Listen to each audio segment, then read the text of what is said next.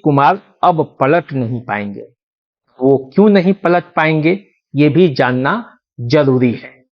जरूरी इसलिए भी है क्योंकि 2024 के चुनाव में नीतीश कुमार ने जिस तरह अपने आप को प्रधानमंत्री के पद के लिए प्रोजेक्ट किया था, उस पे कहीं ना कहीं से ग्रहण लग रहा है।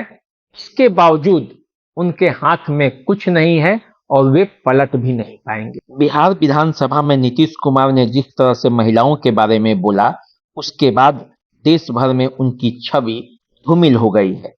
महिलाओं ने उनके खिलाफ जोरदार हल्ला बोला।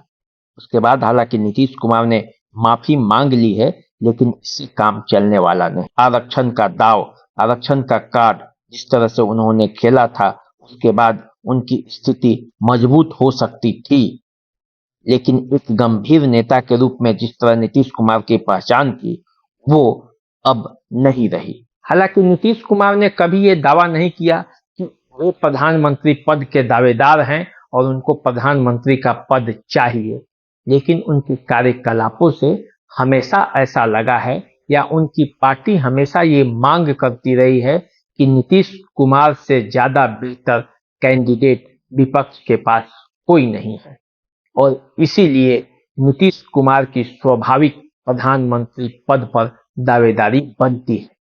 और नीतीश कुमार ने मेहनत भी किया था विपक्ष को गोलबंद करने में।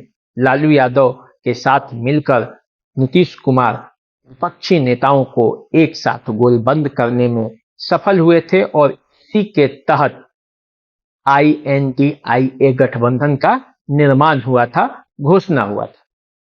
लेकिन उसके बाद मध्य प्रदेश के चुनाव में जिस तरह से जदयू ने वहां कैंडिडेट खड़ा किया, अखिलेश यादव ने जिस तरह से कैंडिडेट खड़ा किया, और यूपी में जिस तरह से अखिलेश यादव और कांग्रेस में तानातनी चल रही है, उसको देखकर ऐसा लगता था कि शायद INDIA का गठबंधन में कुछ दरार आएंगी, क्योंकि नीतीश कुमार भी इधर से नाराज चल रहे थे, अखिलेश यादव भी थे, ममता बनर्जी भी थी, और आगे और भी कई नेता हैं जो अंदर अंदर से इससे नाराज चल रहे थे। लेकिन मल्लिकार्जुन खड़गे के फोन के बाद नीतीश कुमार नरम पड़े हैं, और नरम पड़े हैं परिस्थितियों को देखकर, क्योंकि 5 राज्यों में जिस तरह से कांग्रेस ने प्रचार किया है और जिस तरह से पूरे देश में एक कांग्रेस के प्रति लोगों की सहानुभूति जगी है कि मध्य प्रदेश में लड़ाई दे रहा है, राजस्थान में लड़ाई दे रहा है, छत्तीसगढ़ में लड़ाई दे रहा है, तेलंगाना में भी लड़ाई की स्थिति में है, तो इससे ऐसा लगता है कि कांग्रेस के प्रति लोगों का रुझान बढ़ा है। चाहे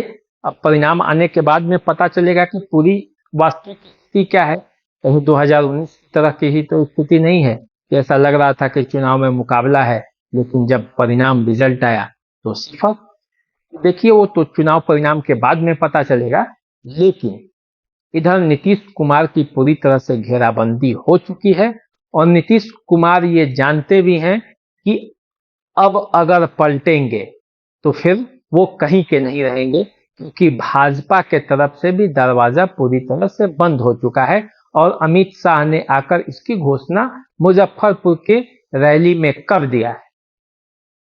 इससे पहले भी कई मौकों पर भाजपा इसकी घोषणा करती रही है, लेकिन राजनीति में क्या होता है ये कुछ कहा नहीं जा सकता। कब कौन पलट जाए, कब कौन एक दूसरे के साथी बन जाए, और उसमें भी उस स्थिति में जब नीतीश कुमार के बहुत सारे मित्र भाजपा में हैं और भाजपा के बहुत सारे मित्र नीतीश कुमार के साथ लगे हुए हैं, तो ऐसी स्थिति में कुछ भी हो सकता है।